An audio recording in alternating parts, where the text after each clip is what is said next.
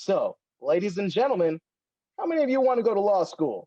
Well, let's hear about our pathway to law school from Lynn Glickstein, our full-time paralegal professor and director of the Pathway to Law School program. Hi, Lynn. Hi, Christopher. How are you? Hello, I'm everybody. doing How you doing? wonderful. How are you? I'm fine, thanks. I'm fine, thanks. So what I'd like to start out with, I want to share your screen, my screen with you. And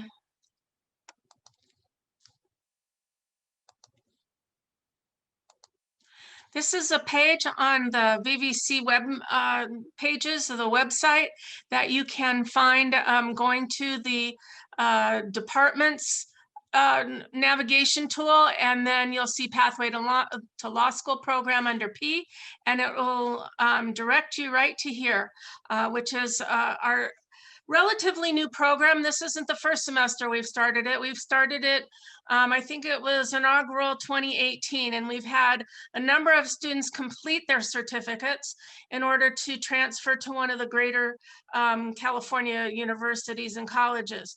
So let me tell you a little bit about the Pathway program. It was designed as a program that's going to help the underrepresented individual to navigate through the educational journey that makes it to law school, which is by itself sometimes difficult for people with lots of support to navigate as well. But it was a brainchild of the California State Bar Association and the Chancellor's Office for the community college. What they had initially thought was that, what is it we can do to help that student that doesn't know how to navigate their way through their educational journey and make that journey easier for them. So what kind of support can we provide to them that is going to make them successful? And here's where the Pathway to Law School program was born. And it was that desire to make this program user-friendly so that students could, and especially underrepresented students, creating a diverse pool of individuals in the legal field, not just, in school, but on the bench and as the attorneys and even the support personnel like probation and the other kinds of careers that you can find in law. This program is not necessarily limited just to law school. However, it is, if that is your goal, this is what works for you. So what it is the schools have all joined in, and we were the 31st school to be admitted into this program out of all 113 community colleges in the state. And we have offered there we go, a path that we find that is aligned with what the Bar Association and the Chancellor's Office have decided is a good curriculum in order for students to gain the necessary critical thinking skills that they will need to succeed in law school. So we have the 9 courses here listed on the second page of our web pages here, and it tells you you can you take these. There's some choices in there, and once you finish all of these, that allows you to get the certificate for the Pathway to Law School. And then, getting into the program is just by application at our college. However, if you were to get into the program, it doesn't necessarily equate to automatic admission into the participating schools, which are listed here. This hasn't been updated since last year, and we need to add Pepperdine. Excuse me, Pepperdine as a participating college and law school as well. And you'll notice that these schools all have both undergrad and law schools attached to them. And that's primarily where the focus is for this program, is finding those schools that are the premier California universities and law schools that both have undergrad, where our community college students can transfer directly to through a transfer degree and go into their program and then move on to law school if that's their choice. But the really beautiful part about this is it's not dedicated to any particular major. You can have any major that comes into, to utilize this program.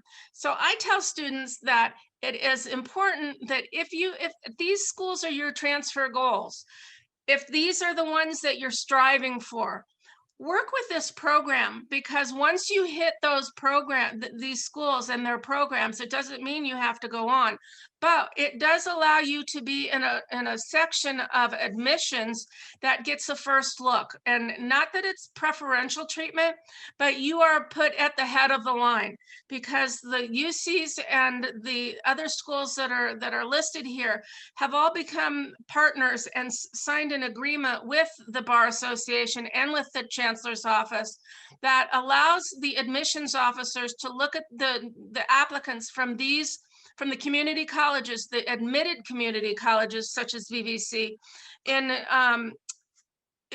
establishing their incoming class.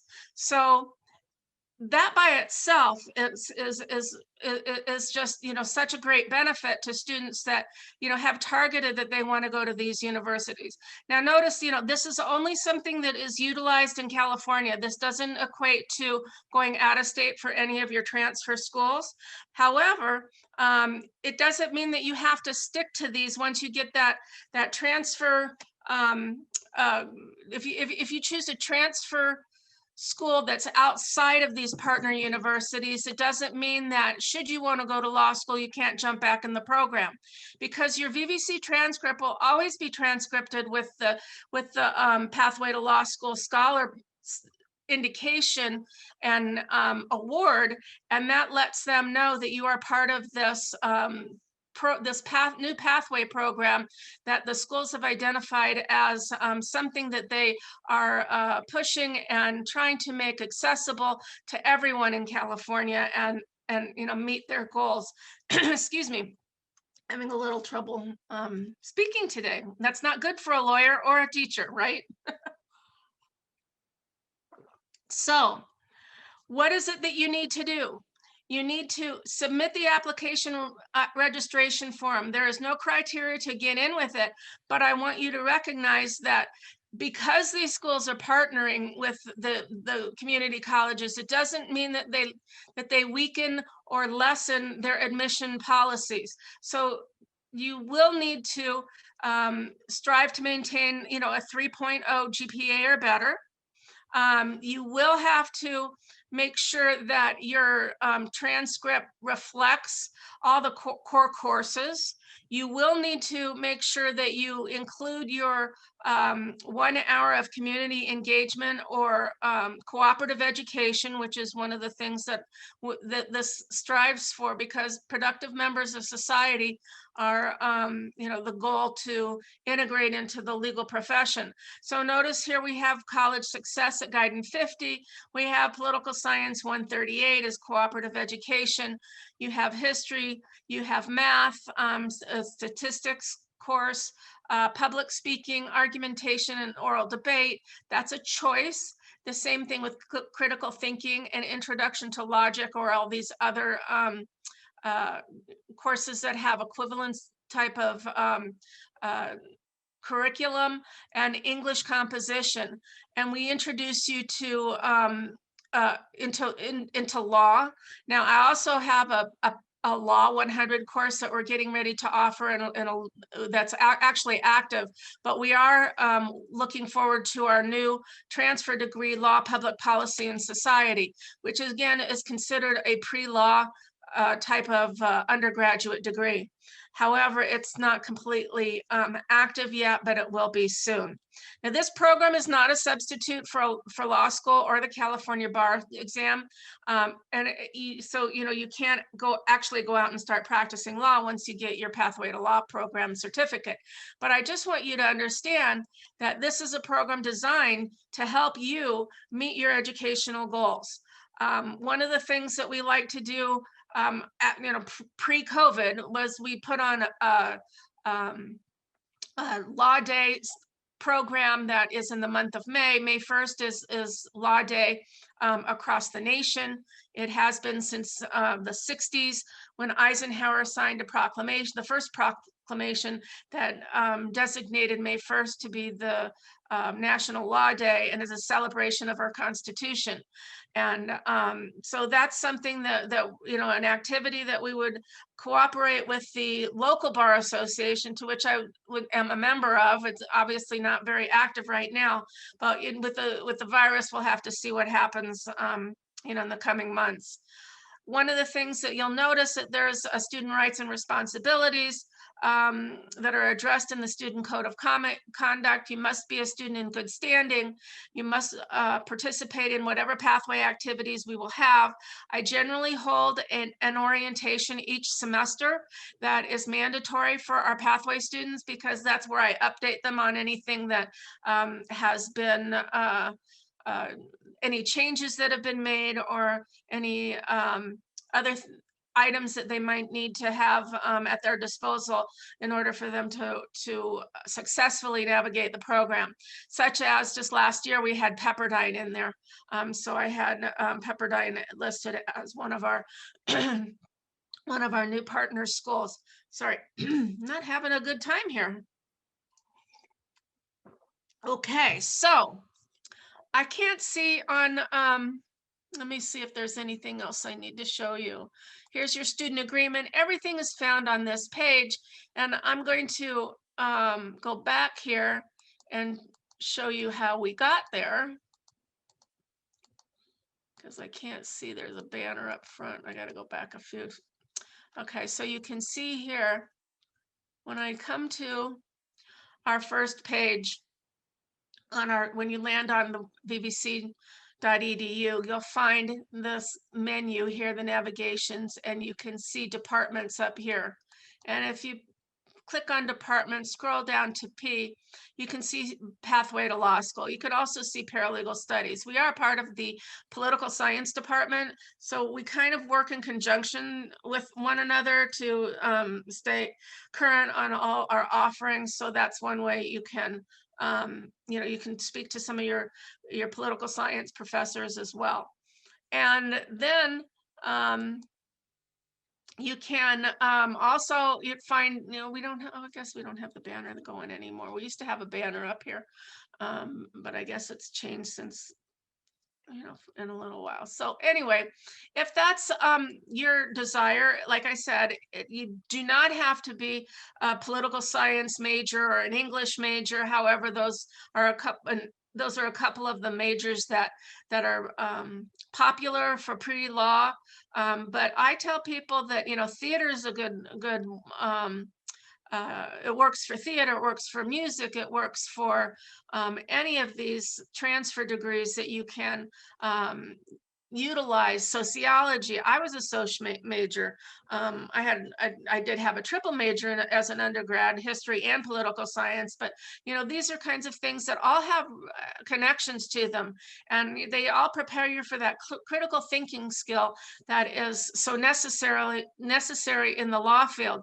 And that's one of the things, there's been studies done. I think the one that the State Bar was using to develop this program was out of Berkeley, and they determined there's 26 effective lawyering skills, and you can find that on the website. Just Google 26 effective lawyering skills in the study, and the websites will come up and tell you what those skills are. A lot of them have to do with customer service and communication and so forth, and the people to people kind of connection. So psychology could be your undergraduate degree, and it would serve well to go into a law career in that regard.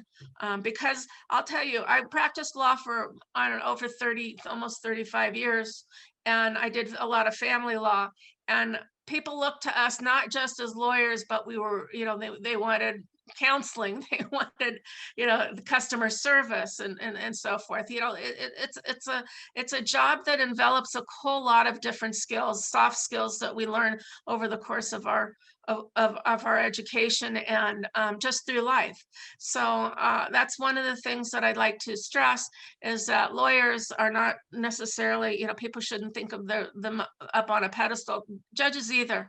Everybody's a person, right? So they all still, get up in the morning and, have the adage is they put their pants on one leg at a time. We're in a customer service business, and if you're uncomfortable with people, there's even places where you can and you still have a passion for the law. You could be a research attorney. You could be somebody on the backside of things, that you could be working for the court system on the backside to be, say, a probate research attorney. So you see all the motions and the things that come up through the court, but you never have to meet with people, and that's something that is attractive to a lot of different people. They don't like litigation. It doesn't mean that, that they're any less of an attorney, but, they're still serving a purpose. So there's different slots, and it's a big, broad area. And, it's really the legal career and the legal education is really one of the best educations you can hope for. So I hope to see you in some of my classes. I do teach quite a bit of the paralegal courses. And I teach the intro to law classes. So that means that I will see all of you if you're interested in the pathway to law. And I'm just hoping to see a ton more applications come in the next week or two. So get busy. And I'm going to stop sharing my screen right now. Wonderful. And thank you so much for that information. Can I ask you, well, actually, let me throw this out to the audience first. If you have any questions that you'd like to have answered, again, about becoming a paralegal or making your way onto law school, things to expect, questions, pitfalls, anything like that, please go ahead and add it to the question and answer section. You should see it down in the bottom of your toolbar for Zoom. But while we wait for any other remaining questions, I would like to ask, I've been incredibly surprised when I see folks in different careers and different jobs and find out what their educational background is or certificates they have. And I come to find out that they are paralegals. It can really run the gambit of what somebody with a paralegal qualification can do. Can you, I'm putting everybody on the spot today, but could you share with us some of, the most common ones or even least common ways that you've seen people actually utilize their paralegal certifications? Sure. A paralegal certificate and degree is really useful in a variety of ways. They're used quite frequently in real estate offices for title searches and people handling, the back end legal business and so forth, and title insurance companies and so forth. They're used in human resources quite frequently. They're used, not just in a law office. They're used in government positions all the time. They have there's actually paralegals that work for the court. There's paralegals that work for the county.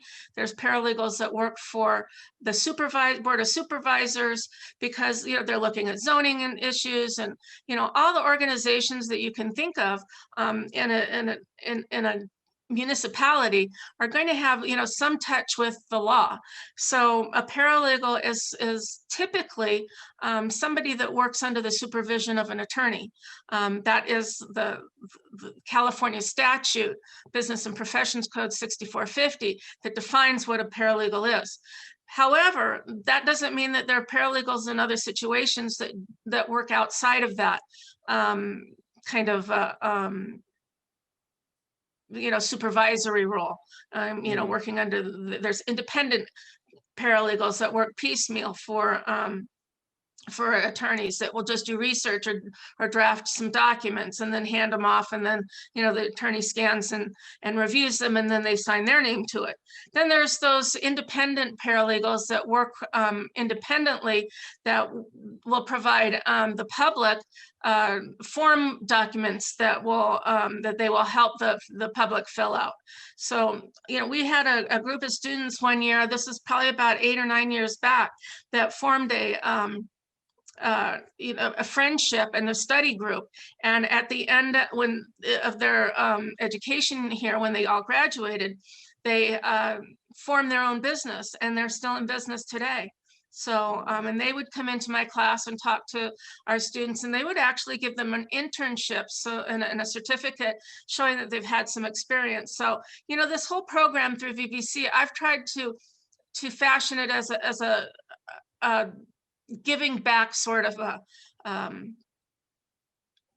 a premise or platform, because I was very lucky. I came through education, and law school was $31 a credit when I went. So it kind of tells you how old I am. So at the same time, there wasn't a whole lot of debt for me. But that's not the case anymore. So, what can I do to help students get through it quicker with more knowledge, so that they can move through it quicker, is really, been my goal. And I have been, very fortunate to have been able to assist students in finding jobs. My colleagues have told me, that they call me when they need new office staff, that they need somebody to come work, and I'll send them names. I'll send out notices to my students. All right, this person's looking for a paralegal, so have at it. And they all compete themselves, right? It's like, I'm not telling them who to hire, but they will. I'm a one-stop employment agency as well. So, but yeah, Well, that's it's wonderful. one of those things that there's a wide variety of places to work in, for paralegals, and it's just an interesting place to find oneself, because it is so broad. Definitely, definitely. We have a question from a student Okay. asking, what would be the way to get into a law career working to help the members of the military who have left service? Oh, that is super. I'm actually on the Veterans Committee for the Academic Senate, because I too have an interest in that as well. My son is in the military. The military, actually, I know the Army has an MOS for paralegals. So they do a lot of in-house work while they're in the military, but when they get out, trying to get benefits and so forth, it's more or less into the VA. And you do not Mhm. have to be a lawyer to represent people in the VA and help them to achieve their benefits. And there are classes that you can take. We have continuing education courses that attorneys take, but I don't think they're limited to attorneys if you can find them. And they offer them occasionally through the VA, as well as through the various bar associations. But Mhm. that is really a noble cause, because it is a quagmire, it's a swamp, and there's lots of quicksand pits that people give up, and they don't get the benefits that they need. But like I said, there's the MOS. That all I know is the Army. My son's in the Army. And so one of the things too that I'm pushing for is credit for what do we call experience? I forget, like, it escapes me right now, but I know that the services will train individuals, and sometimes it doesn't relate outside in the civilian world. And so Mm. helping those students transfer to the civilian world, utilizing those credits that they've learned and earned in the military, and trying to get credit from prior learning. That's it. Thank you, Amy. It is, it's a really big passion of mine, because I know, when let's say medics come out of the service, they can't, just go out and be a paramedic. They have to go through the entire program again, a 2 or 3 year program, and they're just relearning everything that they already know. They could be teaching the program, and I think that that is a shame, and not utilizing those skills and making them use the benefits for re-education, I guess you could call it. So that's one thing that the Veterans Committee through the Academic Senate is working on, and I'm trying to push it really, as like one of their focuses, so that we Mhm. can adopt something like that. And I think the community college is perfect to supply national testing sites for those places, for instance, nursing and paramedics and EMTs and so forth, that we could offer them refresher courses, and then they could just go right into and test out, and bypassing, you know, the 2 years it would take them to get their additional certificates. So that was a super question. You know, so I think that that's, you know, that might be something that's, you know, we're all gonna see, you know, soon, I hope.